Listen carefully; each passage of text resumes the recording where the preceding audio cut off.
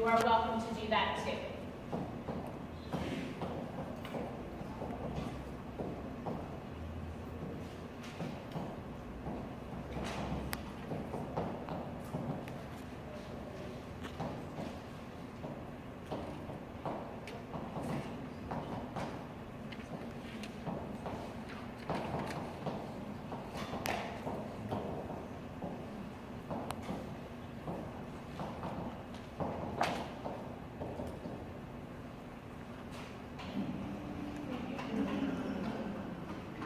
The front part.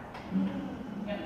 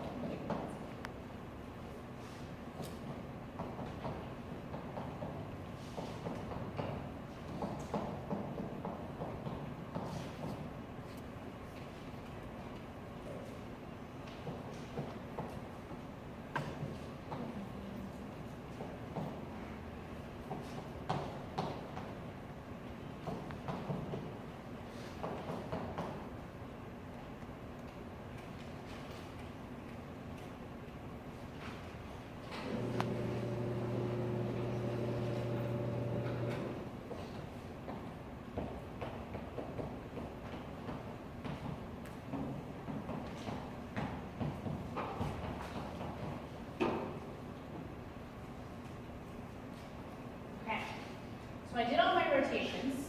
I have 6 counters. If I rotate it again 60 degrees in the back carbon, I'd be back to the starting point A. So this is 6 counters. 3 of them are eclipsed and 3 of them are staggered. I want to break it down energetically. So I'm trying to figure out, do they all have different energies? Do some of them share the same energy? Etc. So I want to push it out as far as I can to talk about how energetically this bond rotation looks. Because I'm interested in what is the most likely conformer that a molecule will have. That tells me the likely use of physical space, therefore its most likely structure, which tells me something about its most likely reactivity.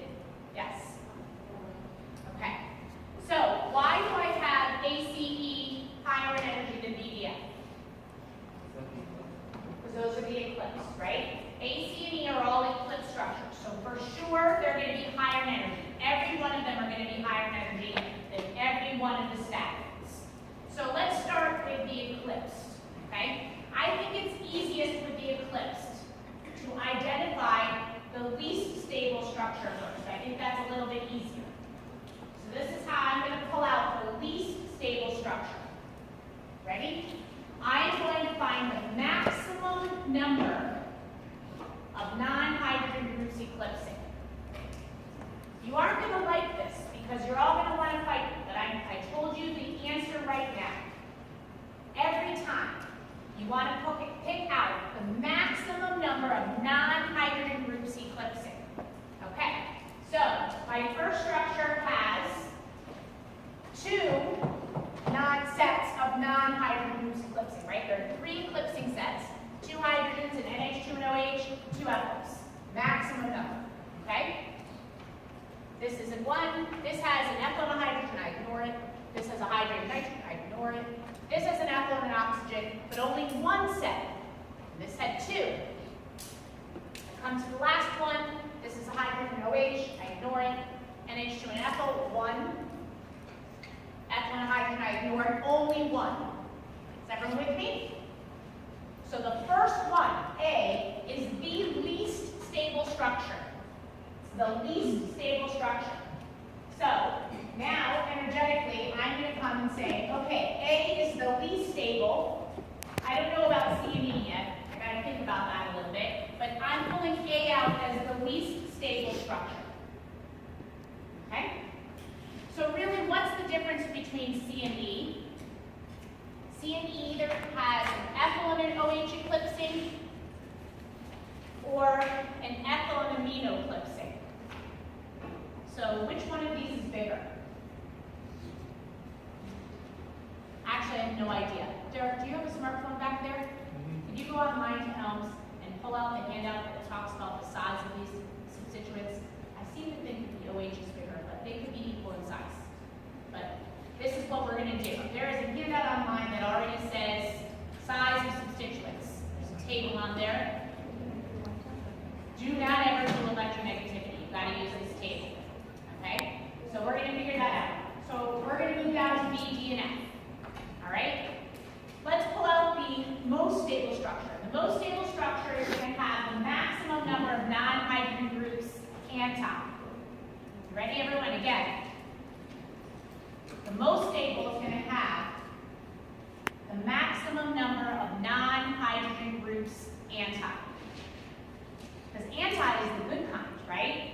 Anti brings no steric strain. So, anti, I have 3 sets, right? In D, I have an ethyl and an amino. I have an ethyl and a hydrogen, I ignore that, right? Because I ignore hydrogen. I have an OH and a hydrogen, I ignore that. So I have 1 anti-interaction.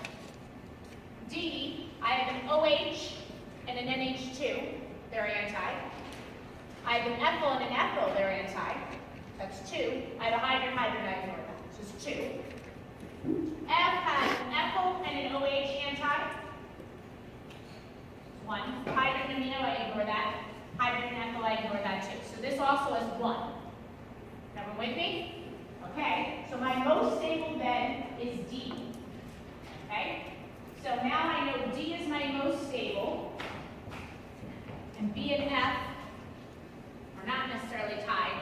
The difference here between B and F is either I have my 2 ethyls. Now, when I go and I try and think energetically between those, I'm going to have to start paying attention to the size of these guys. Ethyl's the biggest thing that we've got going here. Okay? Definitely an ethyl, OH, and amino, but the ethyls are the biggest ones.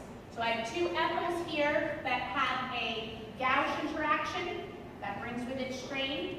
Comparatively, I have the same thing in F, so that's not going to help. Okay? So here, in B, I have the ethyl and the OH. That would be the only discernment. And here is the ethyl and the amino. So now, Derek, where are we at? Yeah, it's NH2. So NH2's got a larger number? No, OH. OH is a larger number. That's what I thought. Okay, so the OH group is bigger. Okay, the OH group is bigger. There is a table online that, in essence, tells you how big these substituents are. Now, that will always be on your exam. I don't want you memorizing how big these substituents are. There's enough, right? There's enough with all these IR things and the numbering and all that. So this table will always be on there. The larger number on the table means it's a bigger group. Smaller number means it's a smaller group. So, in essence, we just looked up them numerically. I wasn't sure, they're actually pretty close. The OH group is bigger. So let's... No, NH2. It has a larger number? Yeah, I was looking at the wrong handout. Okay, thank you. All right, NH2, final answer. final answer. Okay, NH2 is bigger. Okay, NH2 is bigger. So we're going to put that as our frame.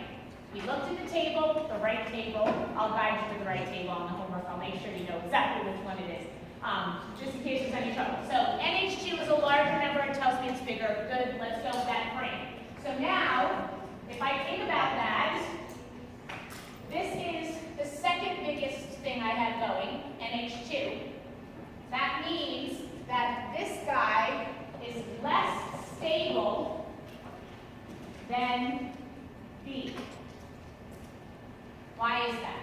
I have 2 ethyls, gauge interaction, 2 ethyl gauge interactions. An OH and an NH2 gauge interaction, an OH and an NH2 gauge interaction, right? The only difference is this is an ethyl and an amino group gauge interaction, and that has an ethyl and an OH. But if the NH2 is bigger, it will have a bigger electron density cloud, right? So therefore, this gauge interaction here is going to be more destabilizing than the ethyl and the OH. which means this guy is less stable than B. So this goes D, F, B. Okay?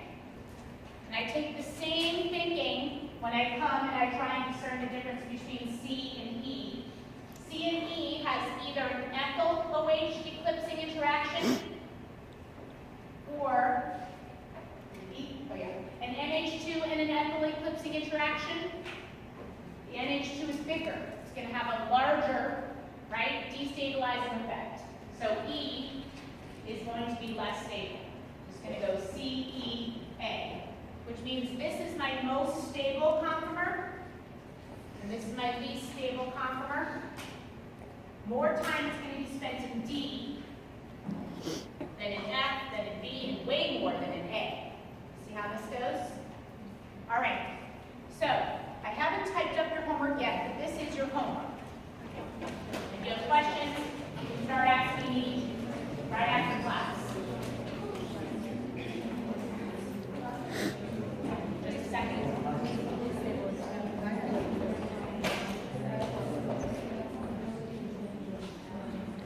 Yeah, she made a mistake with that.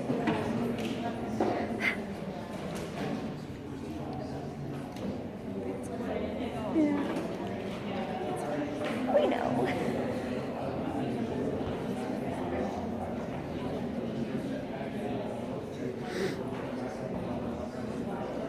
Okay. You should be able to name this pattern. All right?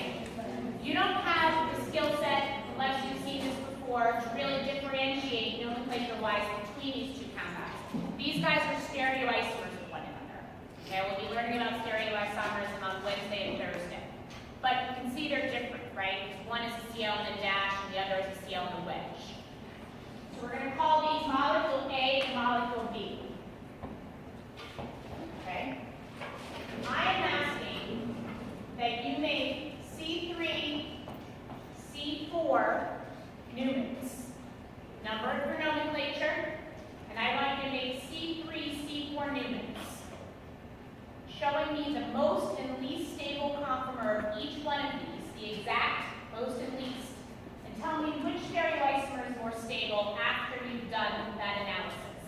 So again, you're going to be directed in your homework to do the following. Name the compound, show the exact Newman projection for each of these, then show the most and least stable for each molecule A and B, and then tell me, explaining why in 30 words or less, which molecule is more stable. Okay? Again, this is all almost exactly what you'll see on your exam. Okay, so this homework is another one where you can get this, you're 2 steps closer to your exam. Okay? Have a great day.